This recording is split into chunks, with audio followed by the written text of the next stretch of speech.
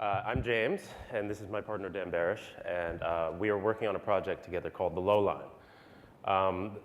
In a nutshell, there is an abandoned trolley terminal, a vast cavernous space underneath Delancey Street on New York's Lower East Side.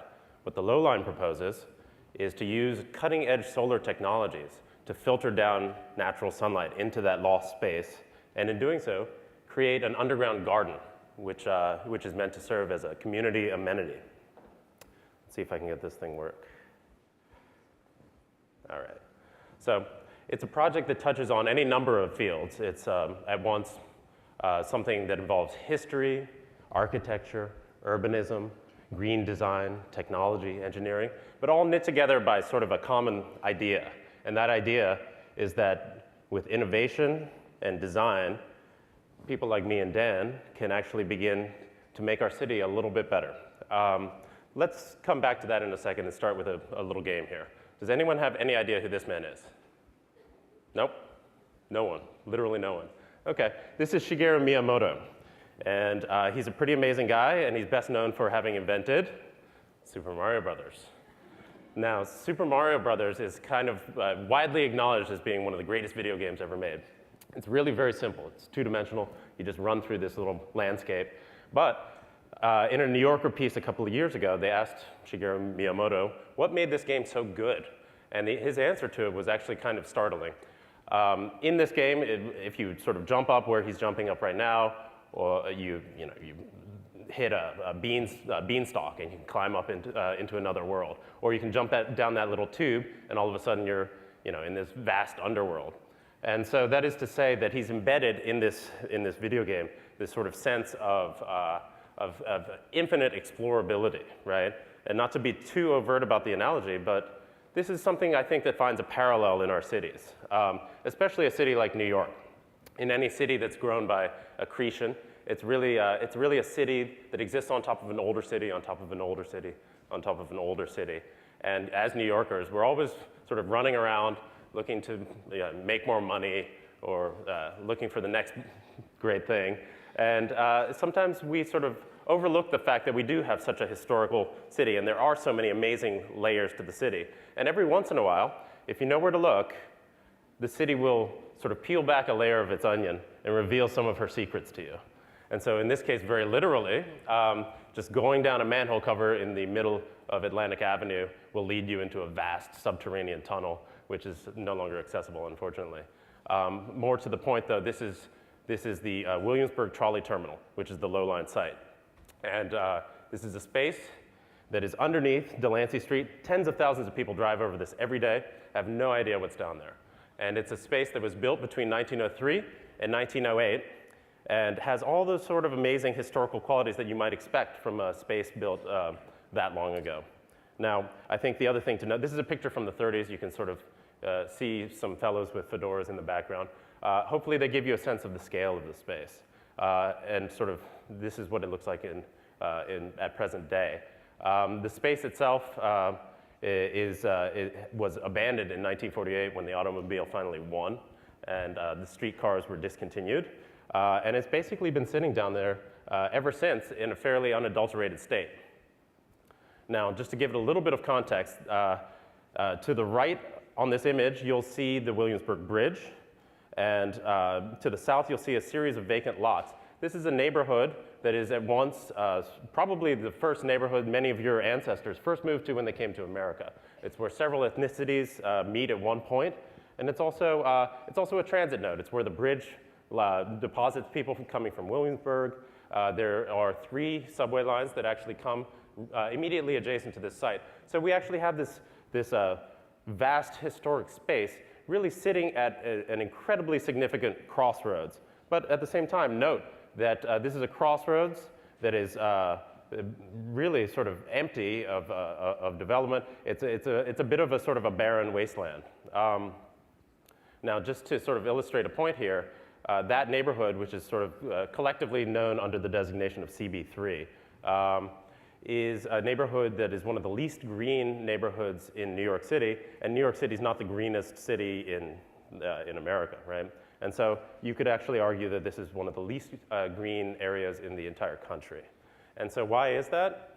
Well, There's a long history to the Lower East Side. This is a photograph taken by Jacob Riis in, I believe, the 1890s. Riis came over in his famous book, How the Other Half Lives. Riis came over to America and was kind of shocked by a lot of conditions that he saw, especially on the Lower East Side. And so he photo-documented some of these conditions and in a lot of ways spurred the modern parks movement. Now, this particular image is a bunch of kids literally playing in a feces-filled gutter next to a dead horse, right? And this was a very shocking image at the time. And it's still shocking, clearly.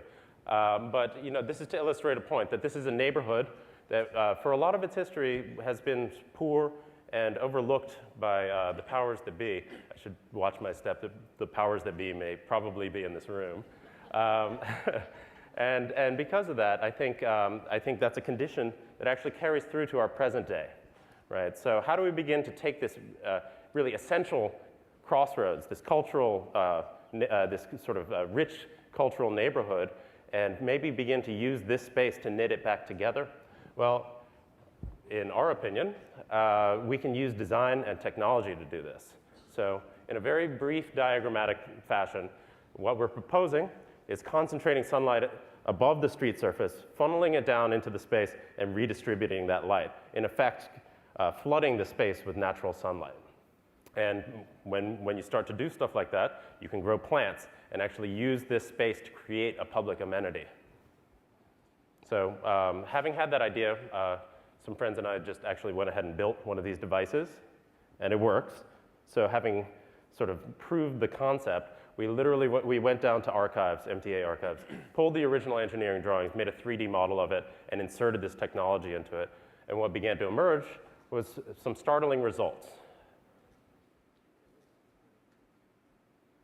We ended up creating a space that was at once reverential to its history, while at the same time sort of embracing technology in some startling new ways and creating all sorts of new urban experience.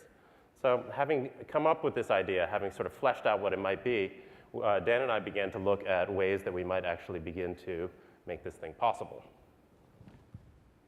So right now, probably many of you are thinking, okay, this is a completely crazy idea coming from a couple of guys who aren't wearing ties.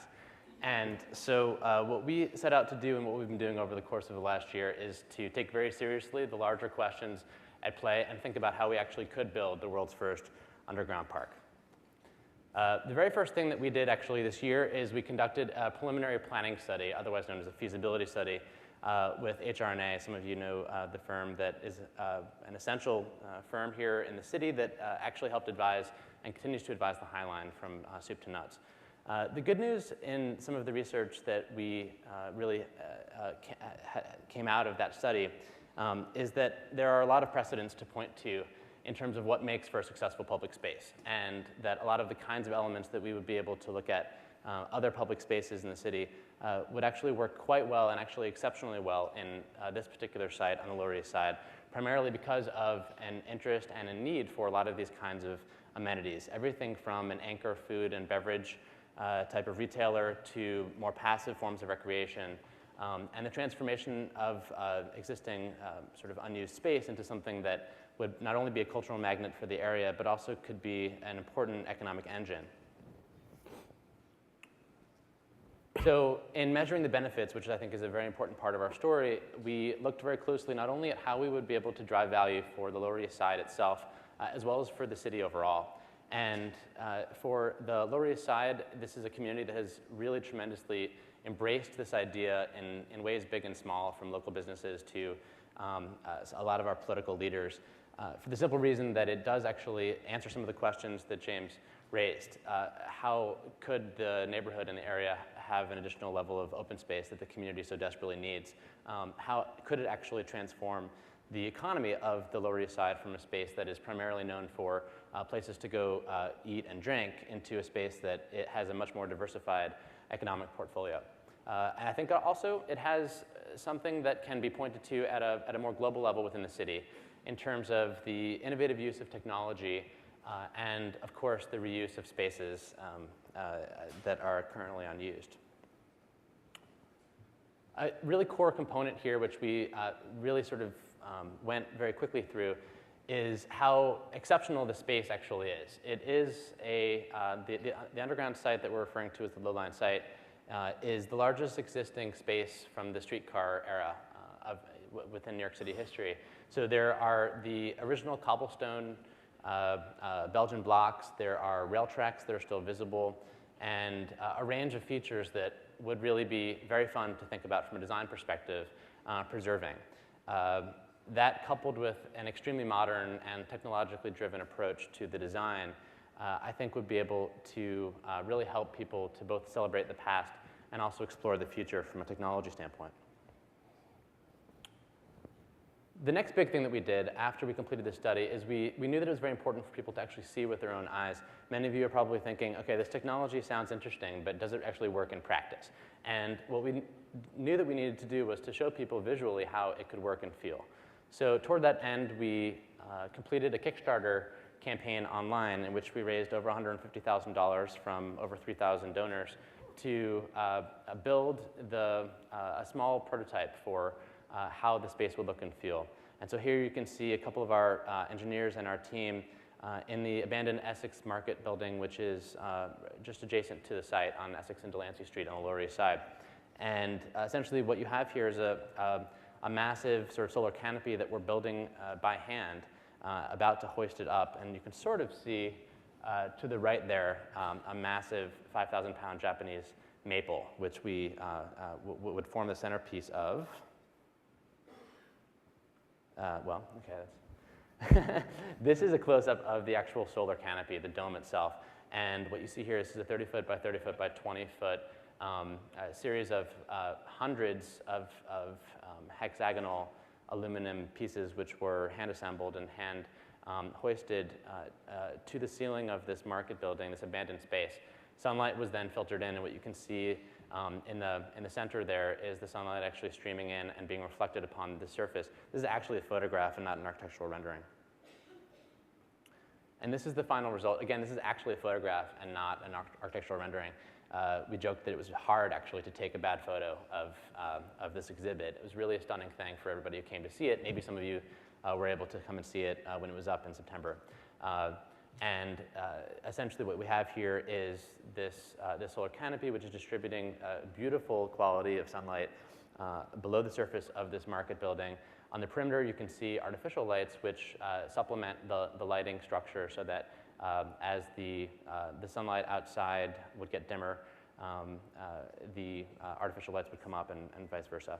And the actual landscape itself is cultivated space, all made up of living things, mosses, ferns, a Japanese maple, and actually we even had a praying mantis, which resided in the space for the entire time that the exhibit was up, and we named it Zoltan.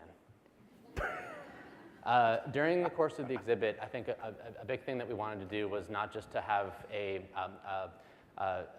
technologically and design-centered exhibit, but really to start walking the walk and building the kind of community that we would want to see if we were to have the ability to build this park. And so over the course of the really under 2 weeks that we were open, we saw over 11,000 visitors to this exhibit. We gave a number of talks to design organizations. We also invited in several different schools, middle school kids and high school kids. And I don't know if any of you have any kids or hang out with them, but anybody have any guesses what was the top request from 10-year-olds for what they would like to see in the future Lowline? Candy. That's a great idea. Actually, the winning response was swings. Kids wanted hundreds of swings, which sounds kind of fun and also really, really horrifying.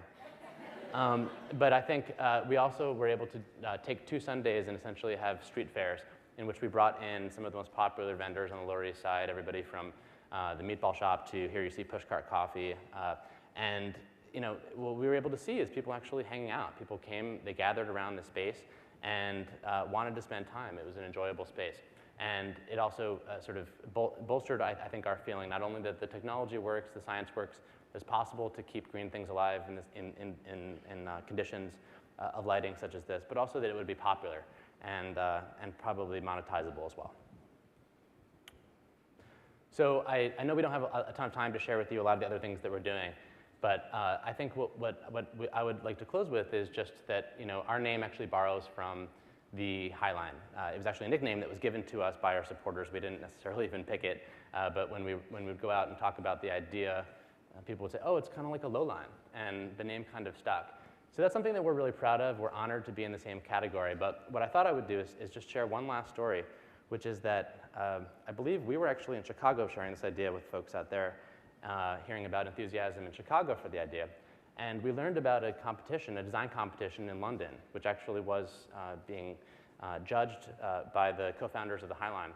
And the winner of that competition, actually, in which the competition was set up to think about a High Line for London, the winning entry was actually an underground space using fiber optics to transform it into a space with green life.